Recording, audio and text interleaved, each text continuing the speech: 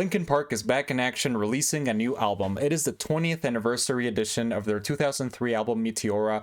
Such a great work of art, and it is such a massive, expanded album that releases so many things we've never seen before from Linkin Park, from that era of Meteora. And I can't wait to review all this because it's so exciting to see all these songs, all the new demos, like the old songs they never released. They're so amazing. And they're released kind of like on the on the road to this album. They released 2 singles, which like made me realize like how amazing they are after all these years. Even their unreleased songs are amazing, and there's so much to dissect here. It is 89 songs, a little below 5 hours, and I listened to the entire thing, so I just went completely on. And honestly, I feel like you can't listen to enough Linkin Park, so it was a joy to listen to these 89 songs from beginning to end. And there's just so many things to talk about. So what I'm gonna do is gonna go start disc by disc in the album, and going through the entire thing, stating what are the things I enjoyed the most, reviewing the original Meteora album, then the extra content material, the live albums. And yeah, without further ado, let's just go into it because I'm excited to talk about Meteora. It is such a great album. So anyways, on to the songs, the first ones, like the original 2003 ones.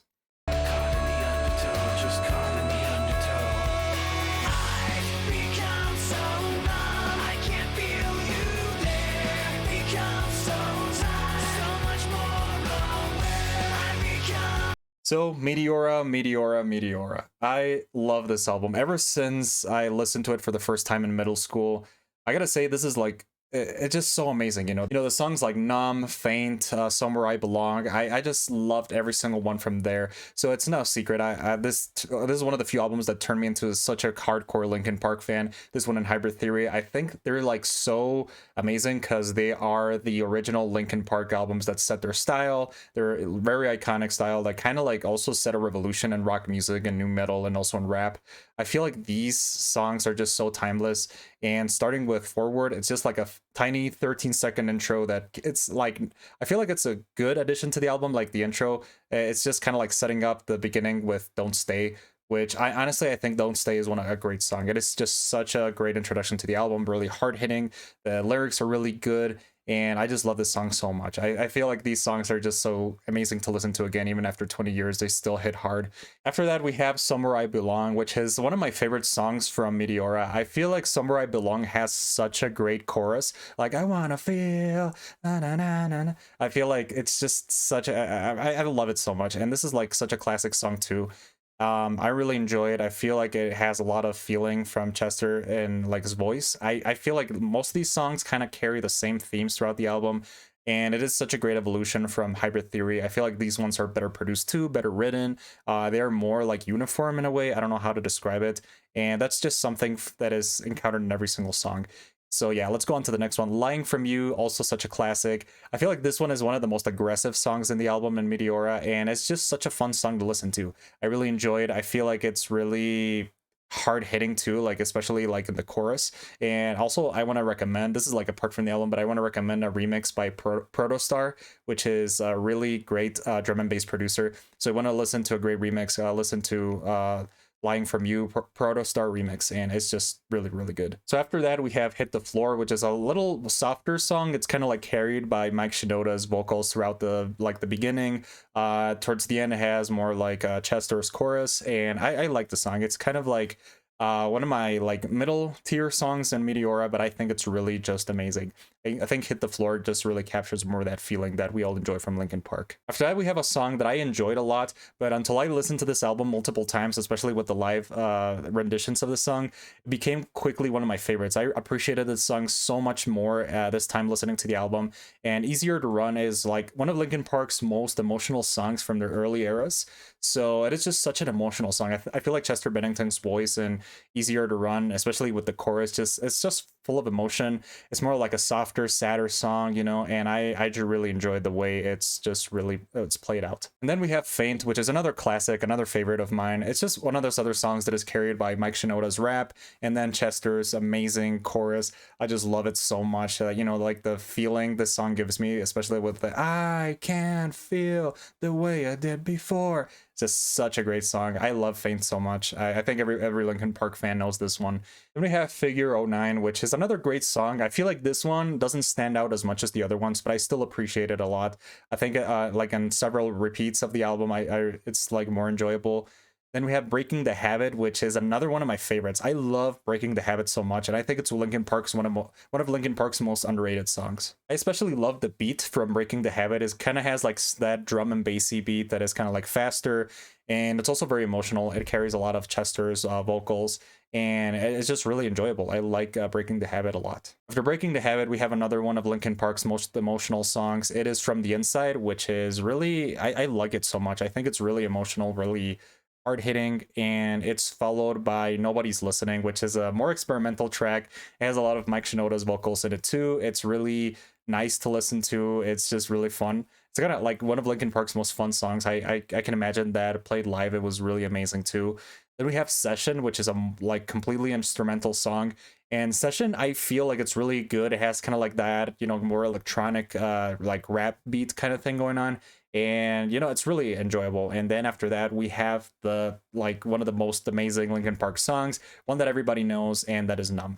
So we all know Numb. Numb is just one of Linkin Park's most popular ones. Everybody knows the lyrics, like, I've become so numb. It's just so great. I honestly, this is one of Linkin Park's most timeless songs, one of my favorites. And listening to it in the album is just a perfect way to cap it off. And it's just such a amazing complete album. I really can't praise it enough. I feel like it's really enjoyable in so many ways. And yeah, Meteora is just one of those timeless albums that is always going to be remembered and set the stage for a lot of similar artists in the future.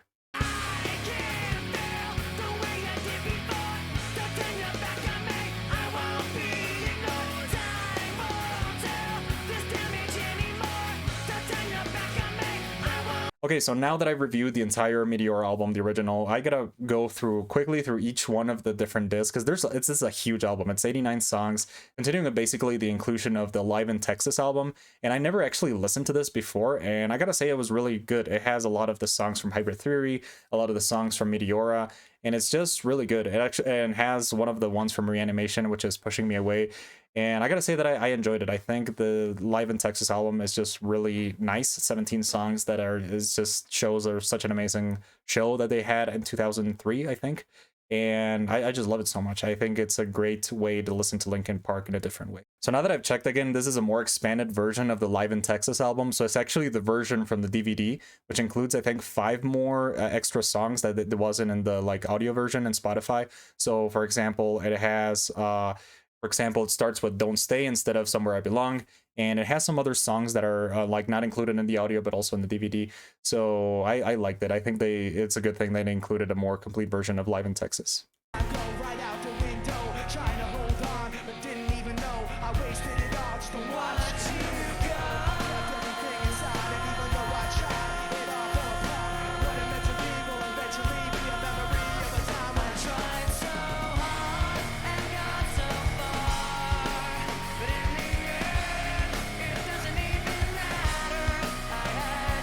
So then we have another live album in this number 3, which is Live in Nottingham. And I don't recall if they released this in Spotify or they released it in DVD or anything, but I really enjoyed this. It's another live album. It's 16 songs in total, a lot of the songs from Meteora and Hybrid Theory.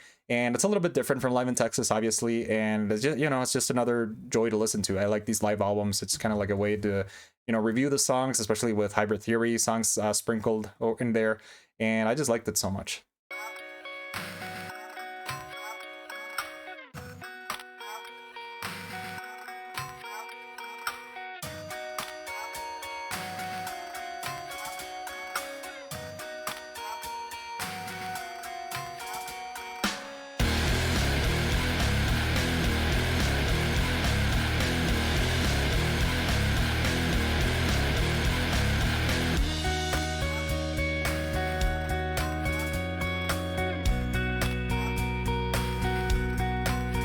Now we get to one of my favorite discs in the entire album, and honestly, I'm really excited to talk about this because disc 4 has a lot of the unreleased demos from Meteora back in those days. So it's 19 songs, and I gotta say each one of these is amazing.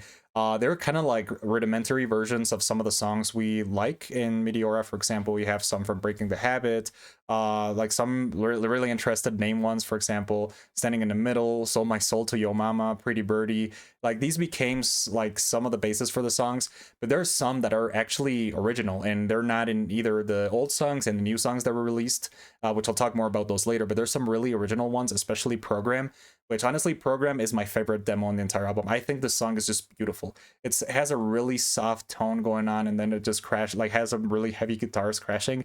And even though these are demos, I feel like they really stand extremely well as individual songs. And I love that, like basically like these instrumental productions by Linkin Park back in 2003 are much better than a lot of the modern instrumental music being released today. Especially, well, the ones I enjoy the most are Program, which is amazing, Cumulus, which actually became the base for their song, which is More the Victim, and that is something that I really enjoyed so much, because listening to More the Victim after, it was just an amazing way to, you know, kind of like transform the song into something completely new. Cumulus is definitely one of my favorite ones. It just has such an amazing soft beat going on. Like it's just really relaxing to listen to, and it's just classic. I honestly, I feel like these songs as instrumentals are just really beautiful, really showing the amazingness of Linkin Park's talent, and I just enjoy them so much. And also Soundtrack. I feel like Soundtrack is also one of my favorite ones from disc 4. And yeah, all the other ones are really good, but those 3 especially stood out to me the most. Don't think you're having all the fun. You're not me. I hate everyone.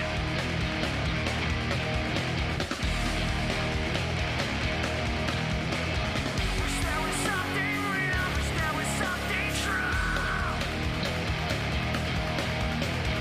Wish there was something real, and that's what of you.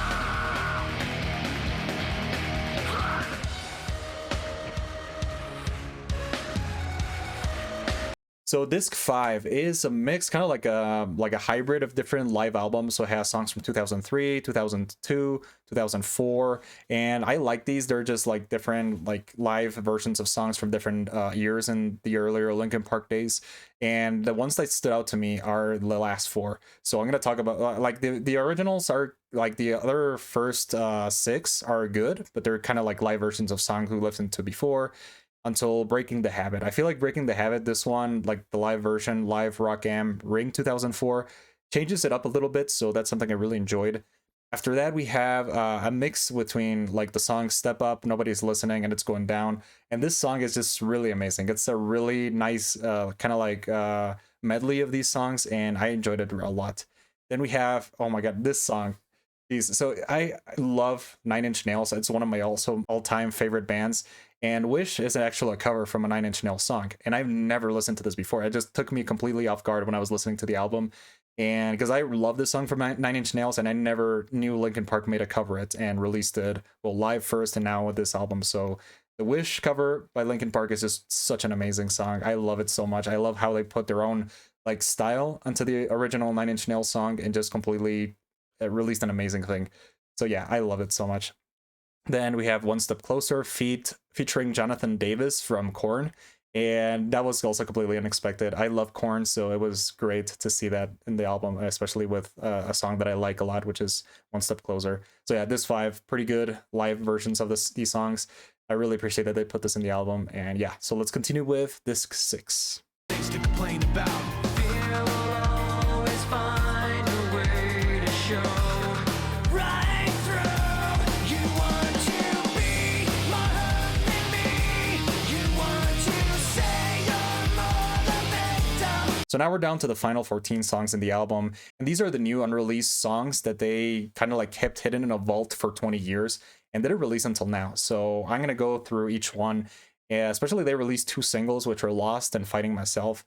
And Lost, when it was released, honestly, it took me back to my middle school days. This song, it was a perfect introduction, again, by Linkin Park. I love the way it has all the feeling of Meteora, and it's just such an amazing. I feel like if this was what put in the album, I feel like it would have been a success, and it really is a success. I think it's one of their most played songs by now. Like in a couple months, it just like, got a lot of attention. So it really makes people, it makes them know that Linkin Park has still a lot of love for those old style of songs.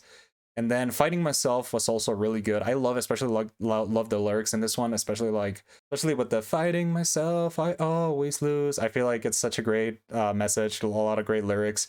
And then we have my favorite of the new songs, More the Victim. I can't express how much I love this song, and it is a more complete version of the Cumulus demo that I really enjoyed in the other the other disc from the album. And it has like the same, I really love like the kind of like the piano notes going on in the beginning. I don't know if it's a piano, but it sounds really beautiful.